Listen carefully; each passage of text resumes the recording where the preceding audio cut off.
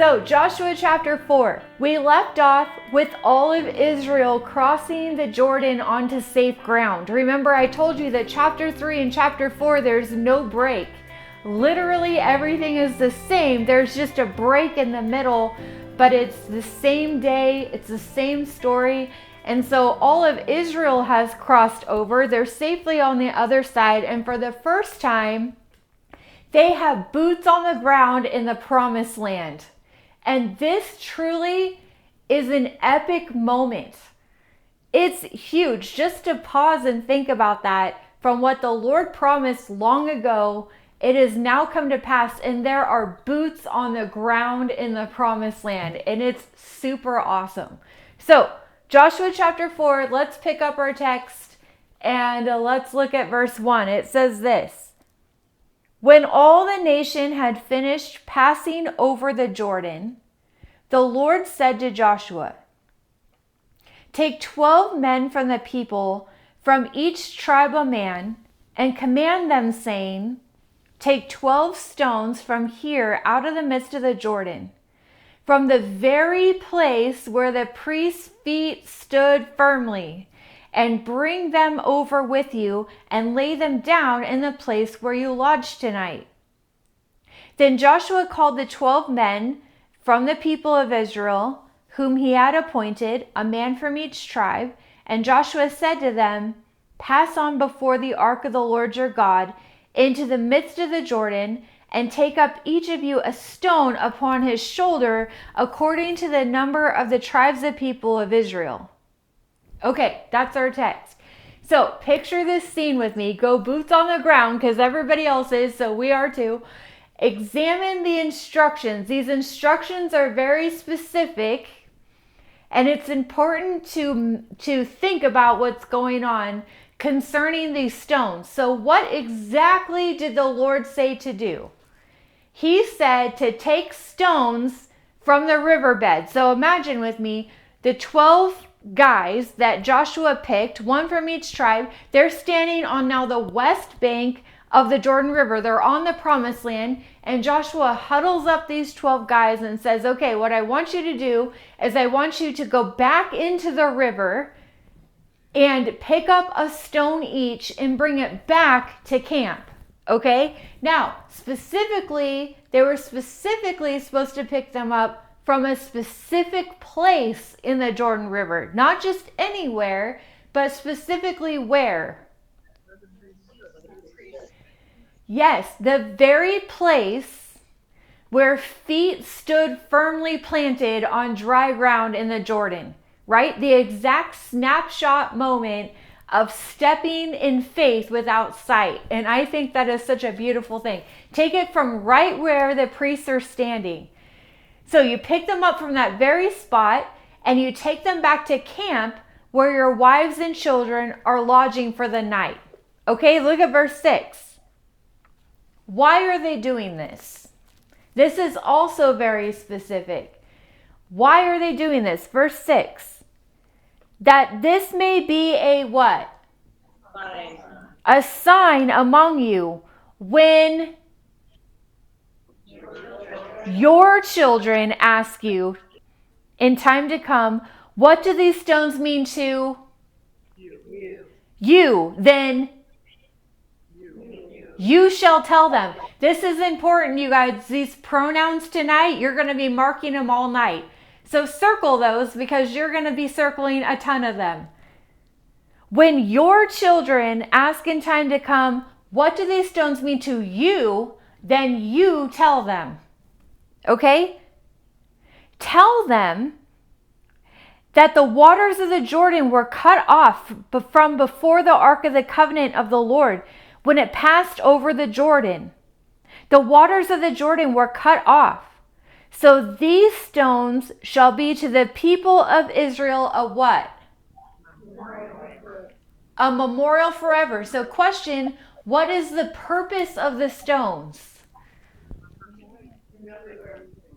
The purpose of the stones was to be a point of conversation. A point of conversation with who? Who was going to ask the questions? The kids. right?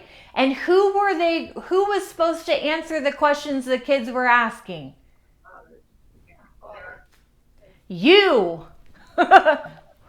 Right? Specifically, he's talking to dads or the patriarchs, but really, we're going to round it out and say parents, right? So when these stones were going to be a point of conversation, when the kids asked you what they mean, then you are going to tell them, right? This is the whole crux of this chapter. This event at the Jordan River was the first event in their new walk of faith, right? It's event number 1. There's going to be lots of events. This is the first one. And so the Lord would put this down in memorial. He says to Israel, do not forget this. Do not forget this moment. But why? What is the emphasis here? The emphasis is set up a memorial. Do not forget this moment, because these stones are going to stir up questions in the children who are going to ask you for the answers. That's why they're there. They are there for the children's sake. Okay, look at verse 8. So the people of Israel did just as Joshua commanded, and took up 12 stones out of the midst of the Jordan, according to the number of tribes of the people of Israel, just as the Lord told Joshua. And they carried them over to the place where they lodged, and they laid them down there. Okay, so imagine that. The 12 guys, their stones are big enough to put them on their shoulders, Joshua says. They carry them out of the river, back onto the bank where everybody is, and they lay them down. These stones then would be a memorial on the banks of the river that are visible, right? The point is, the kids are going to be like, what is that pile of rocks for? It's public and it's visible, it's outward. Hold on to that for a minute because we're going to come back to it. So there's one memorial on the banks of the river that is public or outward. But look at verse 9. Check this out. I love this. Joshua then, he set up 12 stones in the midst of the Jordan, in the place where the feet of the priests bearing the ark of the covenant had stood. And they are there to this day. For the priests bearing the ark stood in the midst of the Jordan until everything was finished that the Lord commanded Joshua to tell the people, according to all that Moses had commanded Joshua. The people passed over in haste. And when all the people had finished passing over, the ark of the Lord and the priests passed over before the people. Okay, question. What did Joshua do?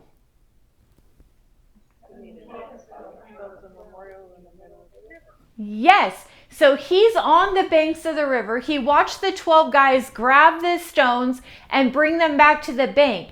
He then in turn picked up 12 stones of his own from the bank and put them back in the river. Where did he put them? Right where the priest stood. Exactly the same, right? Right in the place where the snapshot of faith was. Now, when the river water was released, which it will be in a minute, and returns to its normal flow, which we saw last week was very flooded, right? It was a huge rush of water, half a mile wide, up to 12 feet deep. It was no joke, this river. When those waters were released from where the Lord had dammed it up 6 miles up the stream, what would happen to this pile of rocks?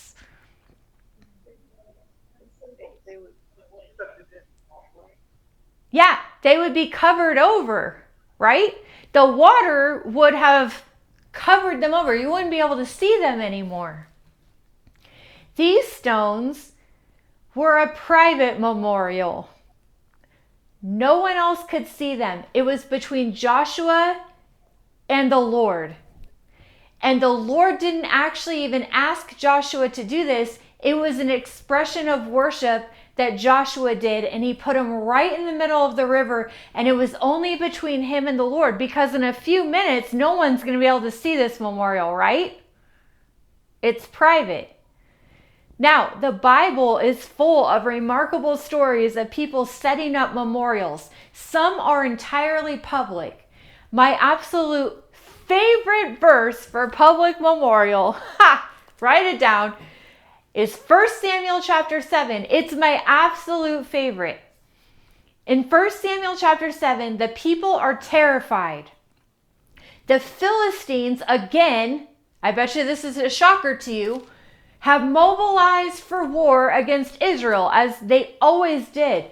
But there the Lord thundered from heaven and threw the Philistines into confusion. It was another one of those epic Bible, Jesus takes the victory and nobody else does anything kinds of moments, which I love. So Samuel, remember Samuel, he took a stone that day in the middle of all of Israel with this defeated Philistines, and he set it up as a memorial, and he called it Ebenezer.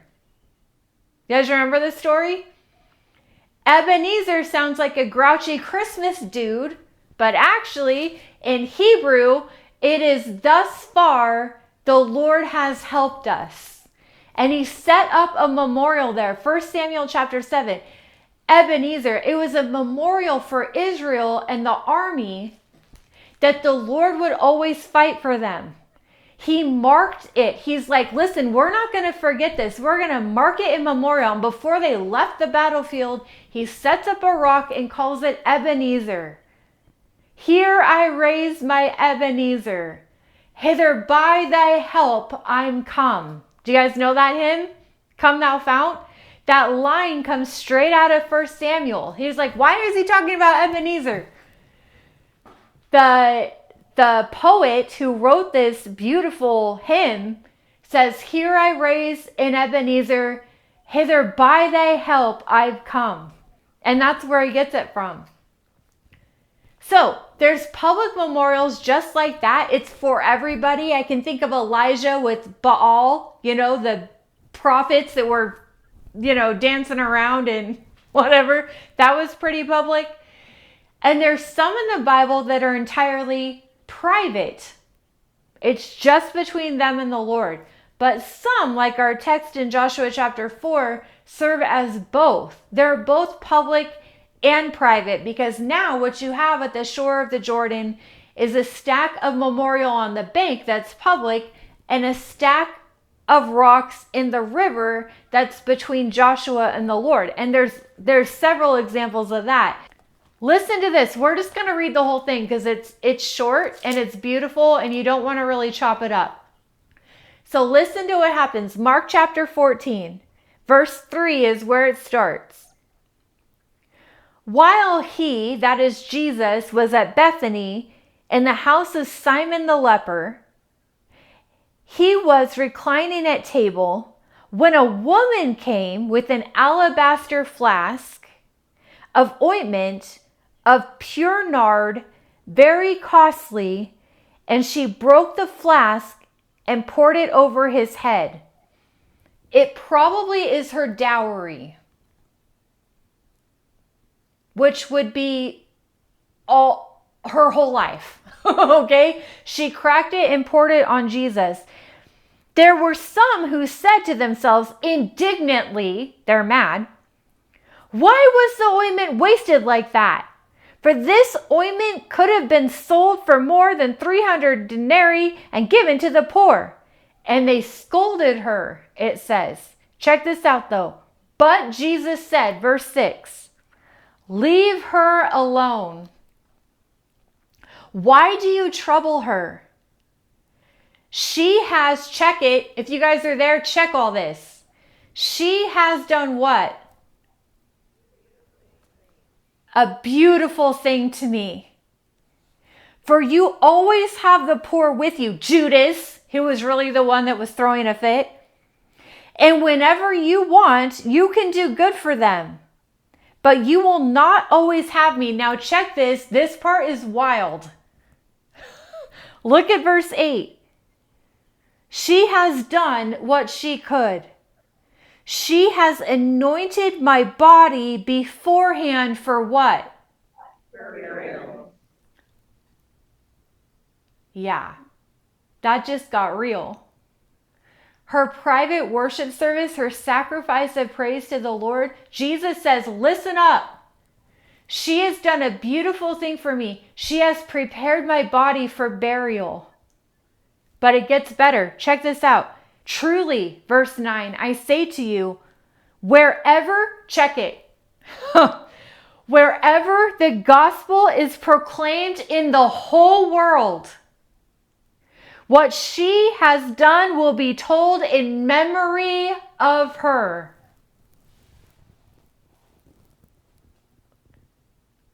Her private memorial to Jesus, her worship service, her sacrifice of praise for Jesus, first of all, touched his heart in a very personal way because the cross is on his mind.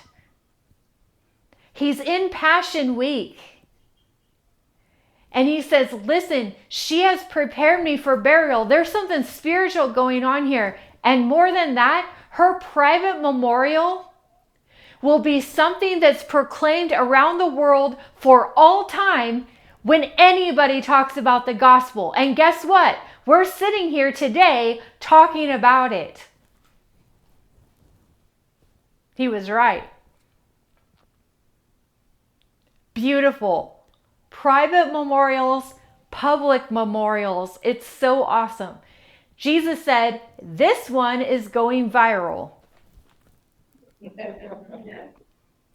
A personal memorial that we read about today. So Joshua set up this worship memorial himself. Nobody told him to do it. It was a gift to the Lord. He's doing it in gratitude of what the Lord had just done for them.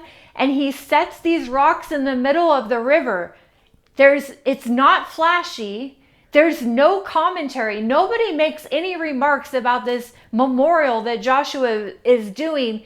It's just a worship thing for the Lord. And I love that. This pile of rocks, remember, will be swallowed up in mere minutes. He did not care. He was doing it for the Lord. Joshua wanted to mark the day, not only publicly for all of Israel, but he wanted to mark the day in his own heart. He wanted to set up a memorial, and that is beautiful, and I love that. Okay, look at verse 12. The sons of Reuben, the sons of Gad, and the half-tribe of Manasseh passed over armed before the people of Israel as Moses had told them. About how many? 40,000 ready for war passed over before the Lord for battle to the plains of Jericho. Okay, now pop quiz. Who are these random people that are in the middle of our text? That seems out of place. Who are they?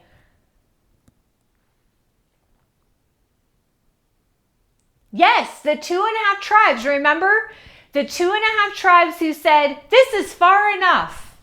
We'll take this land. Remember that? Does that ring a bell? They're coming back up because why? Because Israel's crossing the Jordan. Do you remember the contract? The contract was, you can have this land, that's fine, but you have to fight, right? They have to go across and fight, and then you can go back home. Well, here they are. They showed up. That's good. Now, I cannot help this, you guys. We're totally going to nerd out on Bible trivia you may never use again, but I do not care because I thought this was cool. So actually, turn to Numbers chapter 26. Turn your Bible over there. We're coming right back, but I want to show you something that's really cool. I thought it was. You guys are probably like, wow, that's not cool, but I don't care. So, Numbers chapter 26. In context, Numbers chapter 26 is the last census of the people right before Moses died. He takes a census. He takes a census, a tally for Joshua, because Joshua is about to take over, right? Numbers chapter 26 is right before Moses died. It's basically almost the last thing that happens before he dies. And so this is the count that Joshua had. They're taking another census of the new generation. Look at verse 2. It tells us, take a census of all the congregation of Israel from 20 years old and up. Okay? By their fathers' houses, all in Israel, who are able to go to war. That tells you what the census is. They're counting soldiers. Why does Joshua need to know that? Because he's going to conquest Canaan, right? He needs to know who he has. So they take a census. So all the men from 20 years and older are counted, and that's the count. It does not include anybody under 20. It doesn't count wives. It doesn't count kids. It doesn't count the elderly who are not going to war. It only counts men of war. Okay? So skip ahead, flip over in sheet, and look at verse 51. Numbers 26, verse 51, flip over. It gives you a tally total of the soldiers. How many soldiers are there? 601,730. Okay, that's important. That tells you how big the army is. That's massive. That's how we know, you guys, that there was 2.5 to 3 million people at this time, because from 20 years to up that are men of war is over 600,000. So if they're married and add a couple kids, you easily get to 3 million. Right?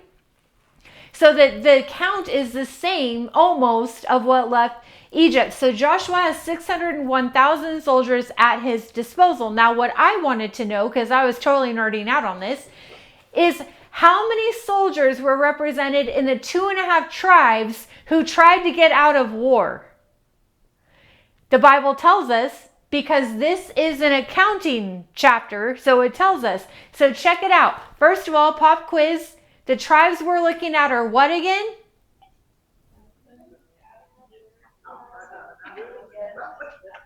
Yes. Reuben, Gad, and half of Manasseh, right? Okay, look at verse 7. Verse 7 gives us the tally of Reubenites. How many Reuben soldiers are there? 42,730. Okay, Gad is in verse 18. How many Gadite soldiers are there? 40,500, verse 18. Manasseh is in verse 34. The total soldiers in Manasseh is how many? 52,700. 52,700, and we're going to half that, right? Because it's half the tribe, which is 26,350. So if you add up, I already did this for you, 43,730 plus 40,500 plus 26,350 equals 110,580 soldiers. If we round down, let's say 110,000 soldiers. So in the 2.5 tribes, you have 110,000 soldiers. No wonder Moses was so worked up. You know what I mean? That is a huge army just by itself. 110,000 soldiers were not going to go. So according to our text back in Joshua chapter 4, how many of those 110,000 soldiers came across?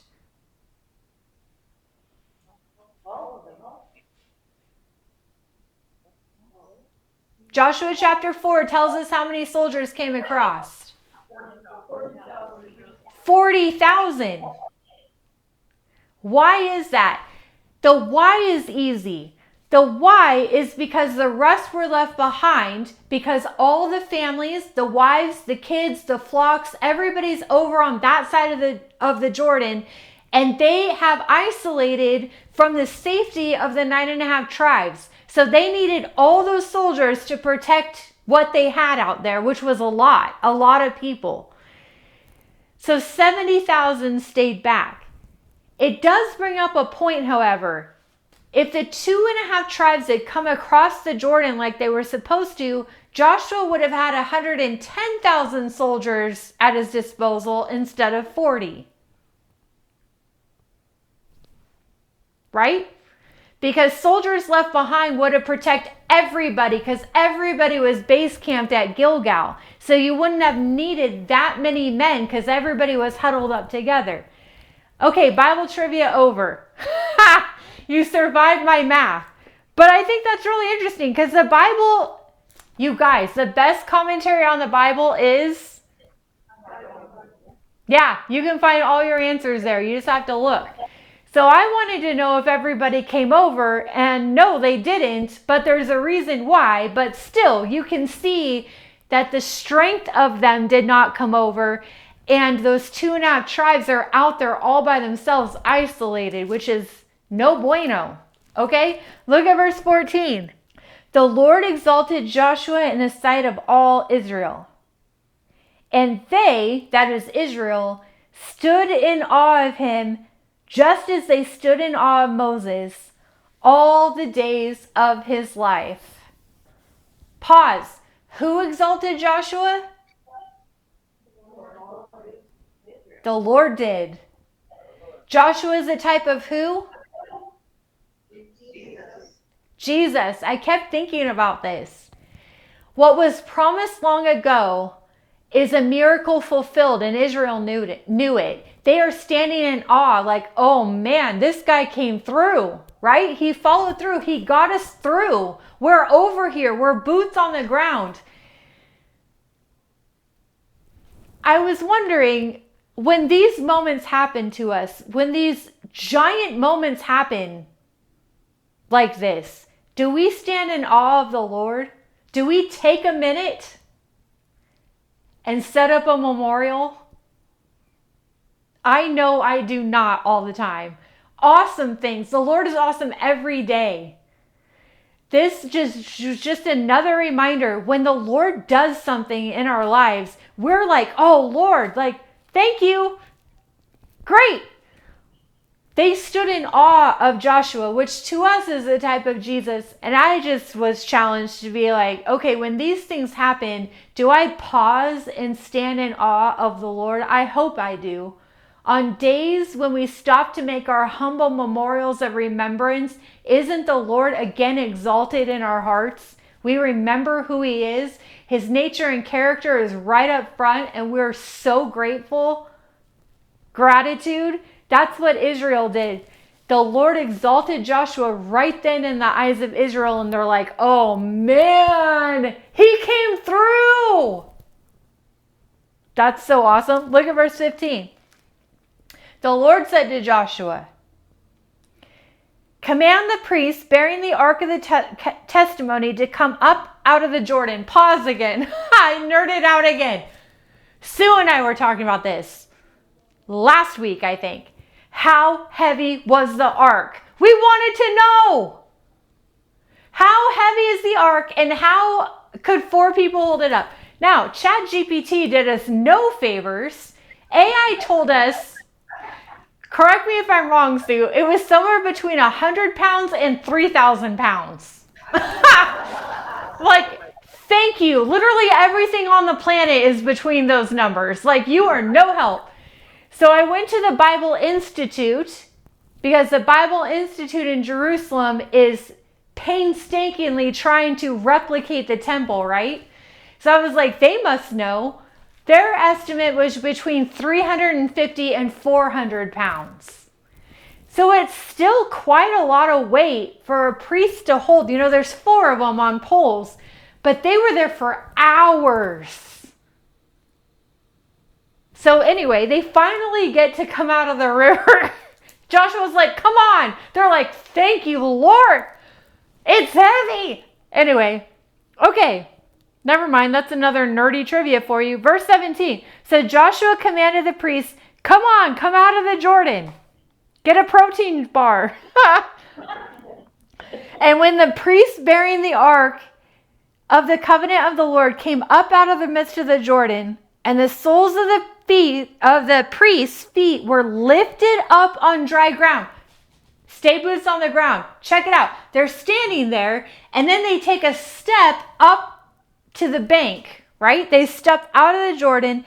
As soon as their feet were lifted up on dry ground, the waters of the Jordan swooshed back in and returned to their place and overflowed all its banks as before. Oh man, that must have been a scene. This is crazy. The priests did not move, you guys. They were there the whole time. They stayed in the Jordan until the last Israelite reached the western bank. Only when the Lord commanded Joshua did the priests step up out of the riverbank.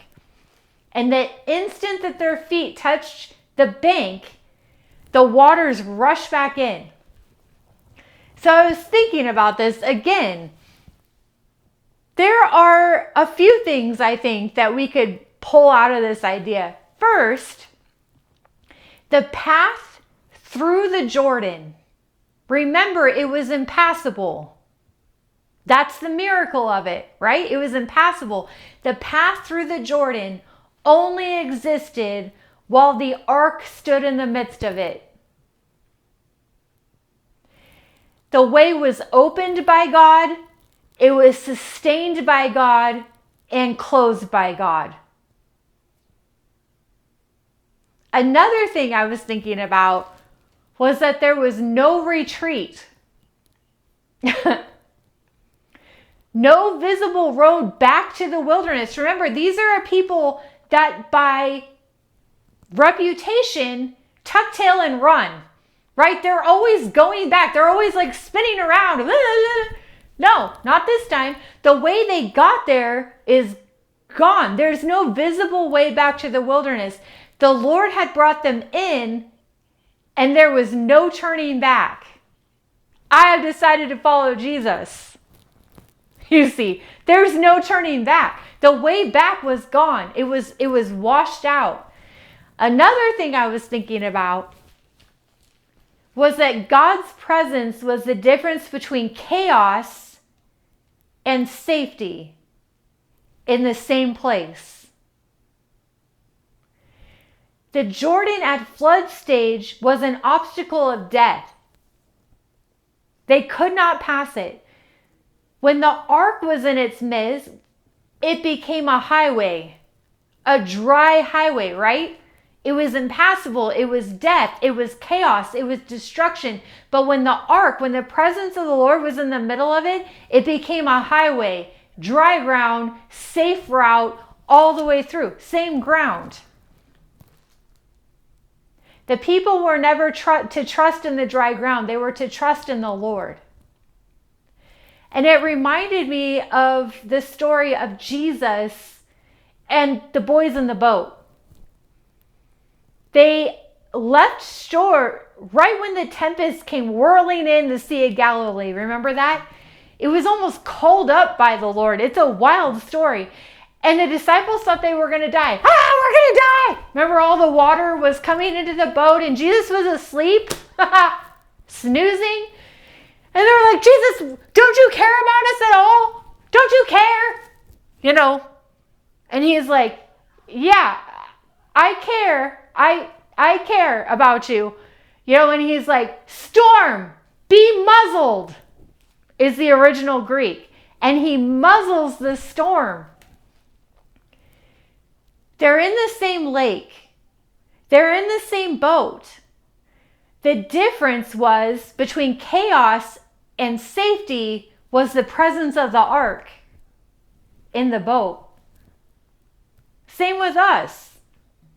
So many things. Look at verse 19.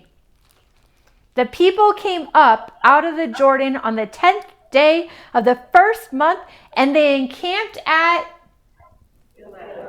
Gilgal on the east border of Jericho. Okay, pause again. Heads up, Bible students. Gilgal, this is the first mention, so I'm highlighting it, and it's a huge place, Gilgal. Gilgal served as Israel's primary base camp and headquarters during almost all of the Canaanite conquest. Okay, so they'd go out on campaign and they'd come back to home base, and that's Gilgal. So if you took Israel, and I'm going to give you guys a couple maps here coming up so we can visualize better. But if you take Israel, which is long and skinny, right?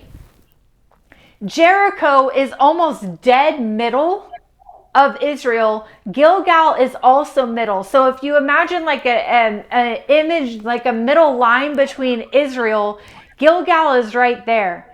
They're going to take Jericho, they're going to take Ai, they're going to take Bethel, which is basically the center line.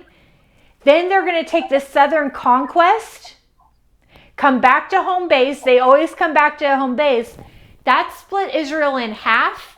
So now the north and the south, they can't align together. They split it in half, and then they do the northern conquest. So Gilgal, every time they'd go out to fight, they'd come back to Gilgal. And that's where the wives and the kids and everybody lived, there at Gilgal for almost the entire campaign. And those 12 stones, which they took out of the Jordan, Joshua set up at Gilgal. So they're in Canaan that God promised a long time ago. You guys check it. Another cool thing about this, there's a lot. We're hurrying. Oh my gosh, we gotta hurry. We haven't even started yet.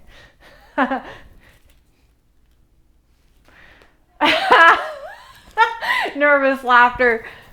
Listen, the bringing out of Israel from Egypt and the bringing in of Israel to the promised land, both things were completed without a shot fired.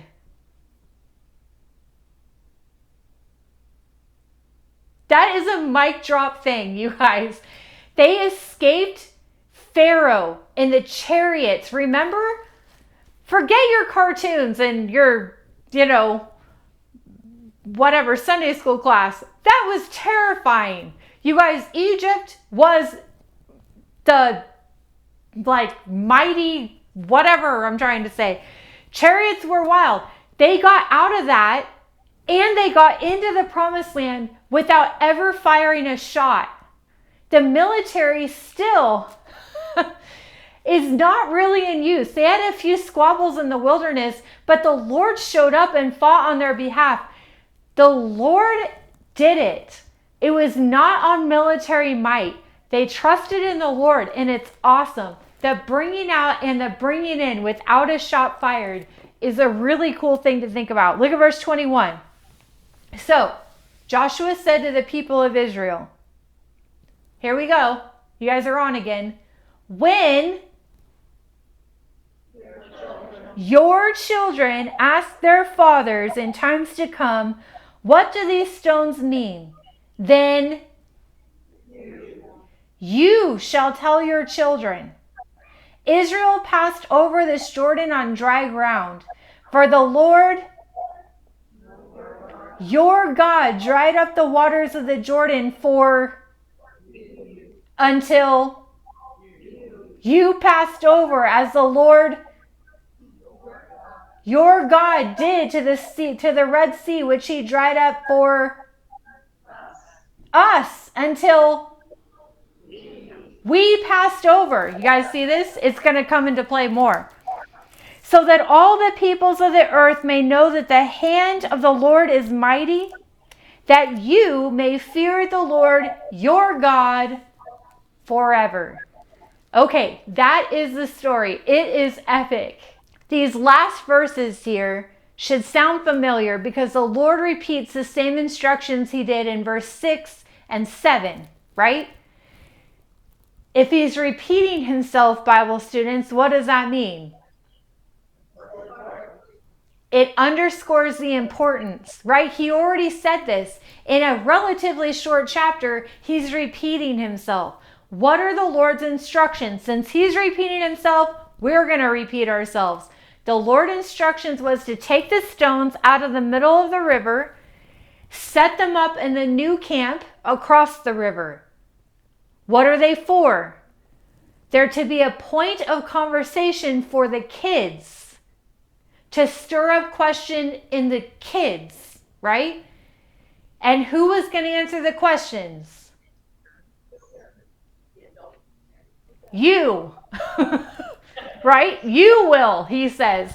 These stones would be a memorial on the banks of the river that are visible and outward, so that when you are asked, you tell them about the Lord, about his goodness and about his faithfulness. And we're going to come back to that in a minute. Because before that happens, Joshua was on to something that we should attend to. Before a public declaration, there was private devotion. Before one question was raised, before a kid asked anything, before anyone recounted anything that the Lord did, his attributes to somebody else, Joshua picked up the stones on the bank and one by one sent them in the river as worship to the Lord. It was personal. That memorial was out of sight. It was in his heart. It was a way that he sanctified the Lord in his heart and put that in memorial for Joshua. It solidified this glorious moment, and that's what we should do in our walks with the Lord, just between us and Jesus. How do you do that? How do you set up a private memorial in your heart? To remember is a repeated exhortation from the Lord. Don't forget. Don't forget me.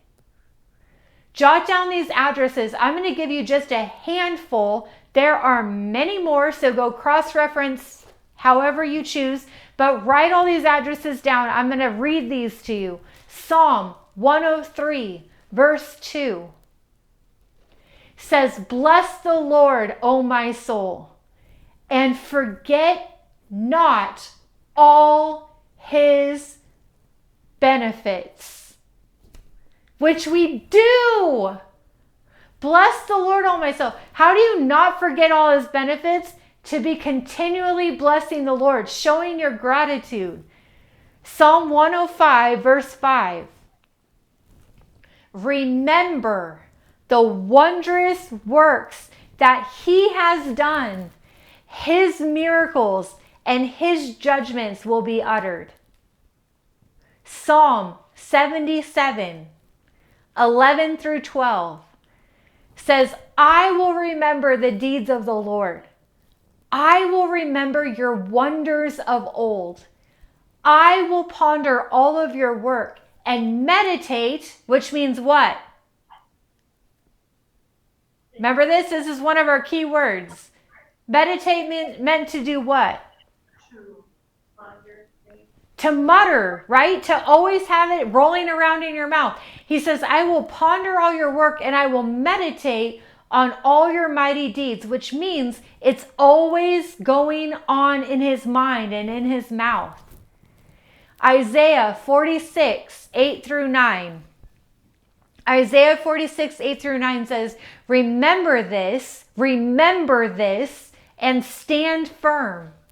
Recall it to mind, your transgressors. Remember the former things of old, for I am God, and there is no other. I am God, and there is none like me. He says, remember this and stand firm in it. Lamentations chapter 3, you guys will know this one. Lamentations chapter 3, 21 through 23. But this I call to mind, Jeremiah says, and therefore I have hope. The steadfast love of the Lord, it never ceases. His mercies never come to an end. They are new every morning, and great is your faithfulness. In Deuteronomy chapter 3, Moses is recounting the law to the new generation, and he had spent verses and verses and verses recounting everything he could think of, telling the new generation about the Lord. He is testifying to what the Lord had done and what he had witnessed personally through his life. And still, at the end of the chapter, which is very long, in verse 24, Deuteronomy chapter 3, verse 24, he says, "O Lord God, you have only begun to show your servant your greatness and your mighty hand. For what God is there in heaven or on earth who can do such works and mighty acts as yours?" Think of everything that Moses saw. Mount Sinai, the Red Sea, the burning bush, the quail, Korah getting swallowed up in the earth. Remember all that stuff? The whole earth. He says, Lord, you haven't even scratched the surface. I have no clue who you are still. You are too wonderful. We haven't even started. He's about to die. We must remember the Lord ourselves. To sanctify the Lord God in our hearts, that has to come first. Joshua knew this. That memorial had to be personal. It had to be worship. It had to come from him so that the stories and testimonies of the Lord will pour out of us because we are muttering about it. And then we run into someone and you're like, dude, the Lord is awesome. He's been on my mind all day. You see. Raise an Ebenezer in your hearts for your benefit so you can pile an Ebenezer at your feet for others' benefit. Joshua knew that. Look at verse 6 again. You, them. You guys see that? It's personal. It's individual. You do it. You do it yourself. Now, hold on to that thought and turn to Deuteronomy chapter 6. All eyes on the page. This is amazing. Deuteronomy chapter 6. Let's go there together. There's a lot of scripture tonight. I love sword fighting. It's my favorite. Deuteronomy chapter 6. While you turn there, one note. The exhortation is, you shall teach them diligently to your children. Of course, obviously, this applies directly and primarily to our homes and to our children and our grandchildren, whoever's in our lineage, but also by application, you guys, to children in the faith. We are mentoring somebody. Somebody is watching us. Somebody is looking up to us as an example of Christ. Listen, we have no knowledge that Paul had kids. Probably not. He was a little grumpy about marriage, remember, in 1 Corinthians? He probably didn't have kids, but he was a spiritual father to many. Timothy, Onesimus, Silas. He planted all those churches, had all those congregations, and for sure, he told them about Jesus. He set up memorials for these kids in the faith that were coming behind him. Papa John, at the end of his life, he's like 300 years old. He had already been boiled in oil and he's back from Patmos. Remember him? John? In his little postcard, 3 John verse 3, there's no chapters. It's so small. 3 John verse 4 says, I have no greater joy than to hear that my children are walking in the truth. And he's talking to his precious church congregants when he said that. Okay, so the exhortation is on children. however they come to you. Now, settle in and check this out. Deuteronomy chapter 6, verse 4 says, "Hear, O Israel." Now, it's going to be your guys' turn to yell out the "you" to me. And tell me how many there are in this. See if you see a theme here. The Lord our God, the Lord is one. You shall love the Lord your God with all your heart and with all your soul and with all your might. And these words that I command you today shall be on your heart. You shall teach them diligently to your children, and shall talk to them when you sit in your house, and when you walk by the way, and when you lie down, and when you rise. You shall bind them as a sign on your hand, and they shall be as frontlets between your eyes. You shall write them down on the doorposts of your house and on your gates. See a theme? Repetition. Repetition, you guys, in the scriptures will tell you what the subject is, what the point is. Moses is exhorting the parents. Your.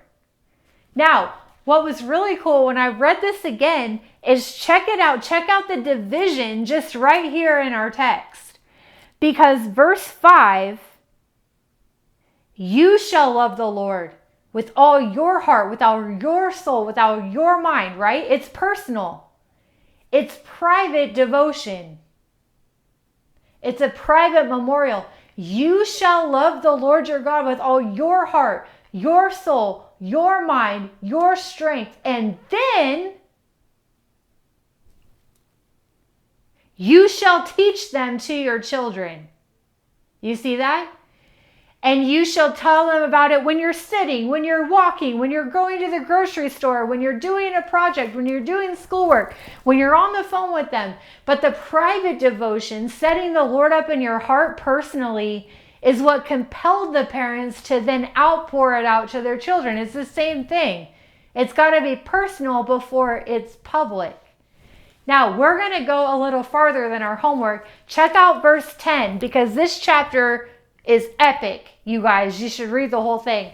But skip over to verse 10 and check it out. Because it goes on and says, when the Lord your God brings you into the land that he swore to your fathers, to Abraham, to Isaac, and to Jacob to give you, which they're doing right now, right? They're in Canaan.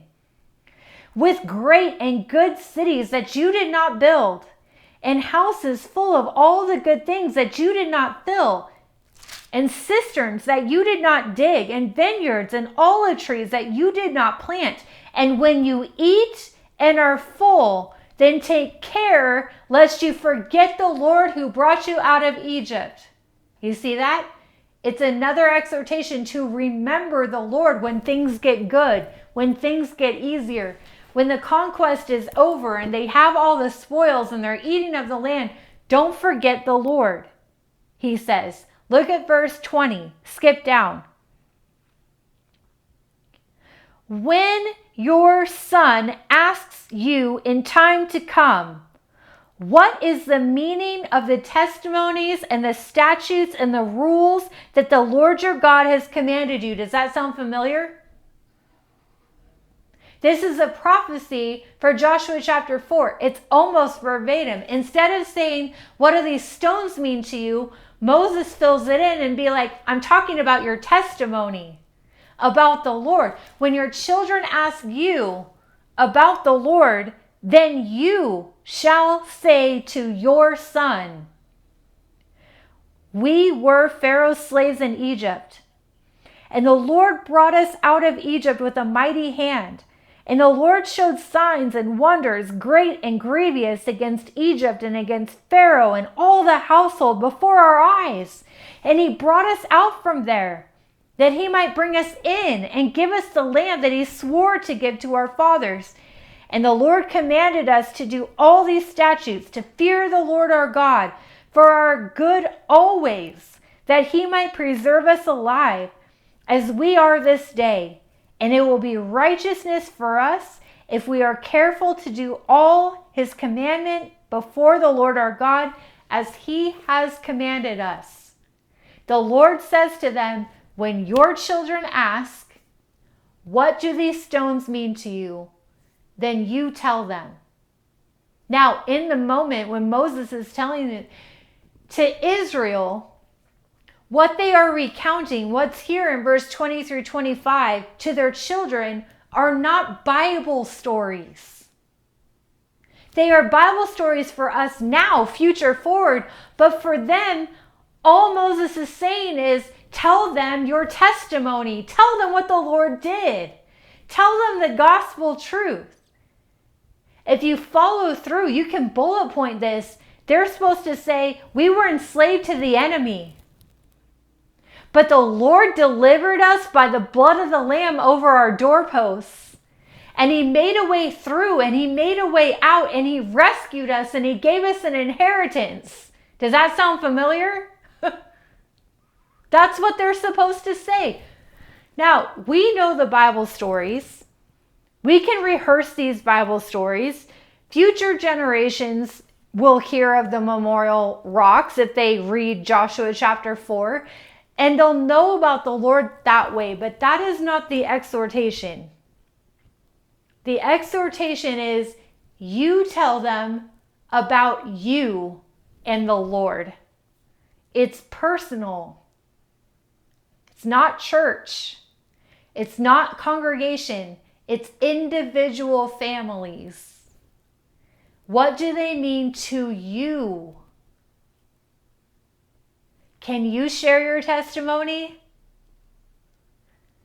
Not just general telling of the Lord's goodness and faithfulness and kind of a broad term or a Bible story, but can you point to yourself and share your intimate encounters with Jehovah? That's what the Lord is asking us to do. I had a lineage of great teachers. You guys, I am spoiled. I know it. From very young, from elementary school all the way up to high school, I had expository through the Bible teaching, which is very rare. My whole growing up, and amazing men who took the word seriously. But my favorite thing was sitting with my dad on the back patio, just me and him. He with his tea, gross. Me with my coffee, better. Open Bibles on the back patio, and I would ask him, as children do, Dad, what do these stones mean to you? Tell me about your faith adventures. Tell me how the Lord parted waters. Tell me a time when you stepped into the raging Jordan River. Tell me about this rock right here. Tell me about the dry land. Tell me your story. And he did. His favorite rock to tell me about, his favorite memorial stone, I'll never forget it. My dad, growing up through like third grade, was the general manager of Pietro's Pizza, if you remember that, way back in the day. He ruled them all. Pizza has been a thing in our family a long time. He made a lot of money, and it was very corporate, and it was very worldly. And that's how we grew up. That's how we started. But one year, we went down to Medford, and we went to Applegate, and it was Mission Day, and John Corson just generally said, hey, if anybody wants to join the work party, we're headed down to Carmen Cerdan, the mission, if anybody wants to go. And my dad, the Lord grabbed his heart right there and said, you're going. So he took all of his vacation time and he went down to Mexico, not knowing a soul. And for a week, his job was to dig ditches. If you've been down to the mission any time in the last 20 years, it's nothing like it was when we were there. There was no electricity, hardly any running water. It was definitely the ghetto. And they were digging trenches for electricity. And he was down there digging ditches for a week. And it was there the Lord grabbed his heart. And it was a Jordan River moment. And the Lord grabbed him and he never turned around. That was it. It was a no turning back moment. He crossed the Jordan and he wasn't turning back. And that private memorial was etched in my dad's heart. He told everybody about it. Men's groups, school of discipleship, congregations. My dad was a pastor. And the family, I heard it 1,000 times. The week he dug ditches, it was a Jordan River moment. And it was a day of private memorial between him and Jesus, a day of worship, a crossing of the Jordan, and that day pivoted the trajectory of our family. That private memorial became public because we went from a carnal family to a Levite family. We dropped the world, became missionaries. He became a pastor. We became worship leaders, ministry leaders, Bible teachers. It changed our whole trajectory of the family because he had this Jordan River moment with the Lord. And he would tell us the stories of what that meant to him. And it is a legacy for us. It's not a Bible story. It's his story. And I miss that most of all. These stones, these memorials of faith, they stand in remembrance. They stand the test of time. They cannot be moved. They cannot be moved by flood. They cannot be moved by heat. They cannot even be moved by my dad's passing and homecoming to heaven. It cannot be moved. Those stories are a part of my foundation. I only hope to leave half the rock pile to my kids and grandkids. Psalm 78 verse 4 says, we will not hide these things from our children, but tell the coming generation the glorious deeds of the Lord and his might and the wonders that he has done. Isaiah 38, 18 through 19. Sheol does not thank you. Death cannot praise you. Those who go down to the pit do not hope for your faithfulness. No, it is the living. It is the living that has that privilege. And he thanks you as I do this day. The Father makes known to the children your faithfulness. The telling is our privilege. Memorial stones, you guys. I hope this sticks with us till we see Jesus. To set up private memorials in our hearts first, so that we can set up public memorials for others that are coming behind us. It is important that we speak our testimony.